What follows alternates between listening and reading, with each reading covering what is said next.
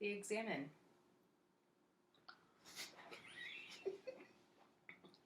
Technical difficulties, I apologize. I'm nervous.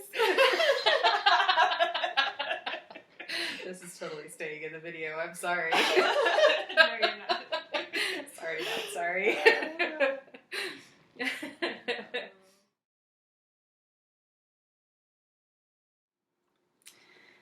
Well, you have a special treat tonight. We are all wearing our pajamas and we all have cups of tea because we're doing this kind of before we go to bed. All right, the Examen prayer and then a Salesian Goodnight. Yeah, we all got dressed up for the special occasion. I'm wearing my Christmas llama pajamas just for you guys. You're welcome. My fuzzy hearts on. Yep. And I like all things stripedy. Yeah. Yep, that's us. So, we'll be doing the Examen and the Salesian Goodnight. So, yeah, we're going to do the 5-step process, and then we'll see you on the other side.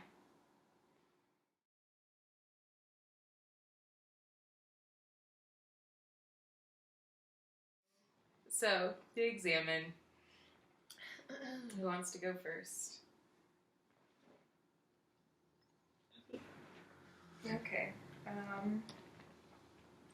So I struggled tonight.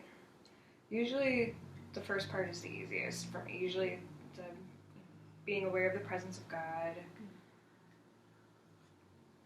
and beginning, not necessarily to converse, but at least to enter a state of prayer, wasn't happening tonight. So I wrestled all the way through.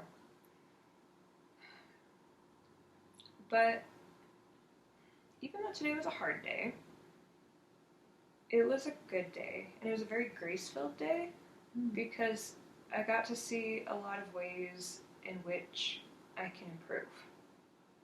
And so it was a good day. It was a growing day. So I definitely know what I want to change tomorrow to make my world a little bit better for me and for God.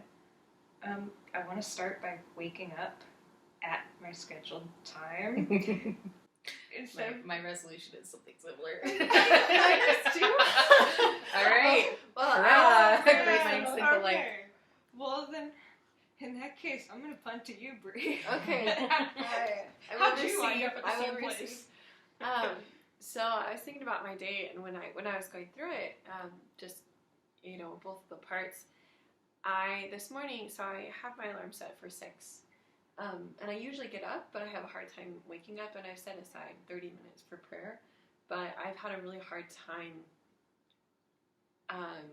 making that prayer, or like it'll just take me a while to wake up, and then I only end up with 10 minutes of prayer before I start doing something else. And so I feel like my day got off to a wrong start. But there was also some things in my day too that came about some of the places where there were grace, and that grace was certainly patience. I think being on the computer all the time, and this new world that we're trying to navigate in education, as you guys know, it can be wearing on you after a while. And you guys have been in plenty of online meetings, and I think it's wearing. And so I think I was able to participate in the grace that God gave me with patience today. And then I had a couple moments, that beginning moment of asking for forgiveness and what I had set out to do. And then my plan for tomorrow was actually, I was going to ask you guys, I know you get up a little bit later, but you're up usually pretty early, if we all want to pray together tomorrow morning, that we can keep each other accountable. So it's something to think about, but she's putting us on the spot on camera. Now I feel bad. Sure, let's pray in the morning. Please realize what you're signing up for, though, because my alarm goes off at the same time that Bree's does. So that's nothing new for me. Yes. But I also know that you're the night owl of the trio. Yeah, so But I mean, you and I, Sam and I could since we're kind of on the same page there, we could do something together. We won't. It's supposed to be penitential for us, not for you two. So, I'll jump into my examen because it's funny how the Spirit moves in people in similar ways, and it speaks to them in similar ways. So, I was going through my day, and I realized today was a myth day. Like most of the days in the quarantine have been myth days. Let's be honest. And I'm trying hard not to beat myself up for not being as productive as I usually am, because I don't have a set routine. I'm outside of my set routine, all of these things. So I'm trying to be gentle with myself, but also I find that I'm tripping into like using it as an excuse to be less productive. Like, we're in quarantine, I could do whatever I want. Yeah. No. So going through the points of my day, I realized that I was having trouble with the Thanksgiving piece, because I wasn't looking for moments to be thankful throughout the day. And so I found myself going to the default, like, I'm grateful that I have job stability. I really am. I'm grateful that I have job stability during this time. I truly am grateful that I have a roof over my head. There have been times in my life where that has not been as stable for me. So I am always grateful for that. Grateful that I have a functioning car. Also something that I've not always been blessed with. So a functioning car is great. But then also like little instances I found gratitude. Like I had a conversation with my brother earlier today. I was grateful for that. I was grateful for my coworkers and the meeting that we had this morning.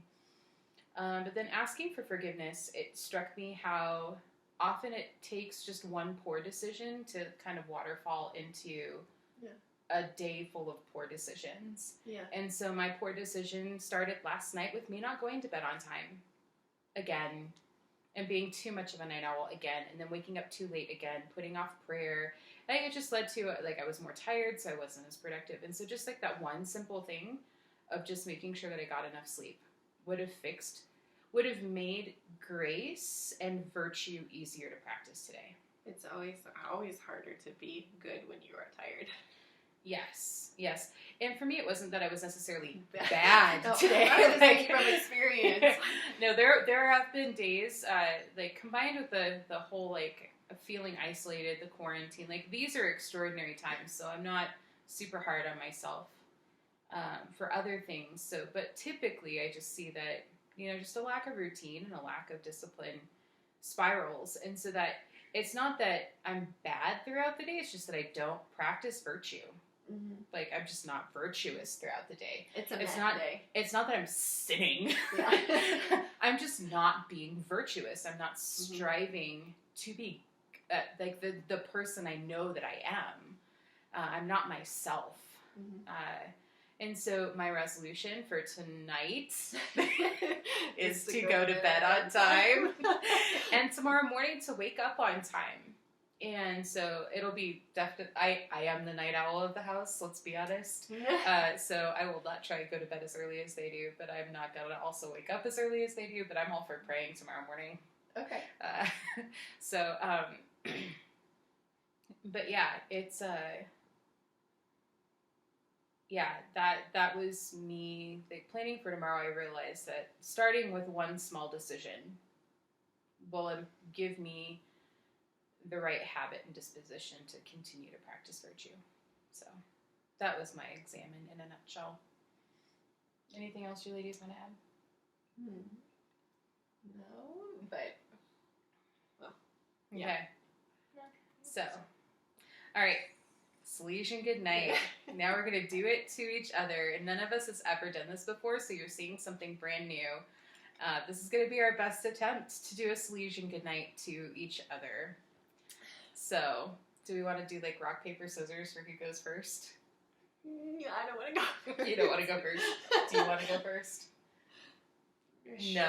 Why not? No? Oh. So get it over with. Yeah. Pretty much. So like Sam, lead the way. Oh gosh. What is the Spirit moving you to say to us tonight?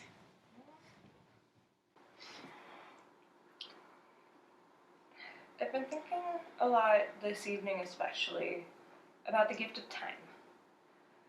And so I think it was in The Soul of the Apostolate when they said that time is a gift. It's not really something that you own, that your time is not your own. But then, conversely, time is a gift. And a gift, just as it implies a giver, also necessitates a receiver. And if you receive a gift, by definition, that gift is yours to keep unconditionally. And so, while yes, our time is not our own, that it is a gift that is given to you, and that it is yours to do with as you see fit. So, I know for me, I struggle with setting boundaries in regards to time, and saying, like today it was leaving work. I left work 40 minutes later than I wanted to leave work. And I was frustrated all afternoon because of it. But that's my fault for not using my time well. And as I knew that I needed to, and as I knew it should have been used.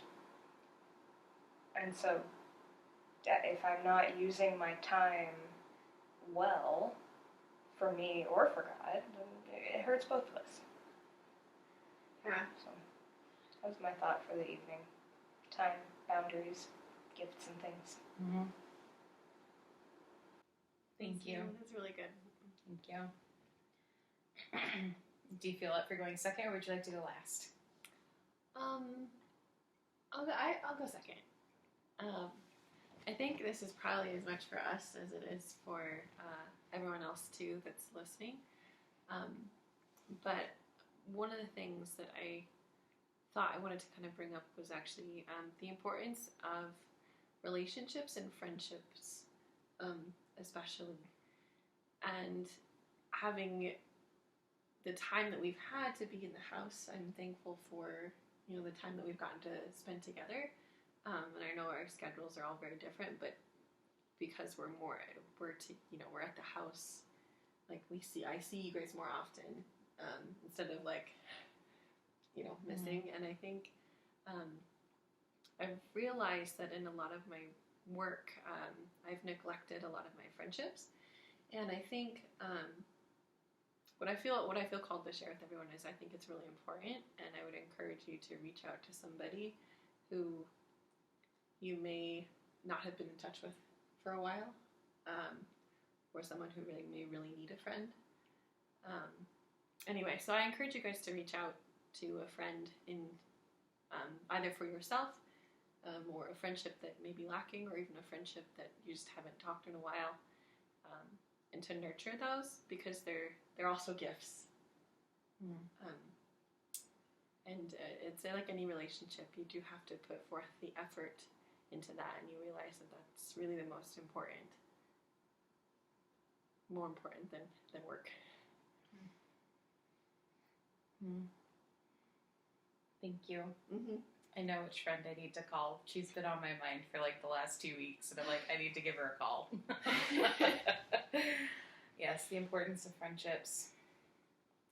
It's interesting because like my topic kind of builds off of both of yours. A little bit. I was reflecting on friendships. Like I thought about talking about friendship. I thought about talking about like grace is a waterfall or sin is a waterfall. Just pick which one you want to jump in. One's really fun and exciting. One's really icky and poopy and kind of like a sewer. Ew. No. All right. I don't think I've ever had that visualization of sin, but yeah. There you go. It's like jumping into a sewer. Don't do it, kids. It's a poopy waterfall. Yeah. No, but then I started reflecting on how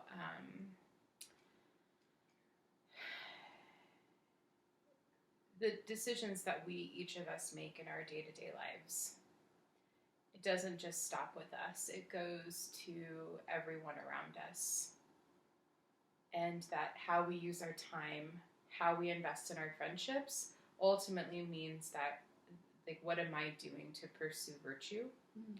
How am I pursuing virtue in a concrete way every day? And that a failure in virtue is truly going to hurt the people around you, and success in virtue is going to build up those around you. And so what I was reflecting on was my failure in virtue, especially over the last few weeks. And I wanted to say that I was sorry. to both of you for anything that I've said or done that was less than virtuous. And for not being my best self. So. Well, you have my full forgiveness.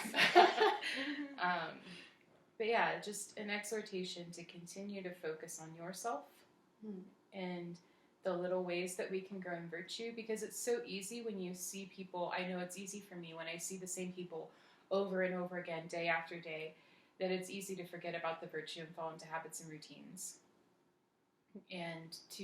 But virtue takes work and it's hard, but it makes everything better. And failure just makes it worse for the people around you. So, yeah. Don't jump in the poopy soup, kids. Somebody turn it into a t-shirt. Look, we're all going to do the same thing. Yeah, I like to embroider things. Maybe I'll put that on a pillow.